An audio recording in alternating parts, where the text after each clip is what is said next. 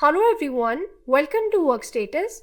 In this video, we are going to understand the settings named as Web Tracker that you can find under the settings from the side navigation bar under Timer Apps Web Tracker. Click on this. Under this section, the Workstatus gives the team owner an advantage to hide the tracker menu for their users. You know more about how to hide the tracker menu to reduce the distraction for the focus task for the management, and for that you can globally do it from here, and if you want to select for each of the members you can do it from here. You can select the name and you can just enable and disable the tracker. Once this is done, this is the web tracker which is shown and it gets disabled for that specific user.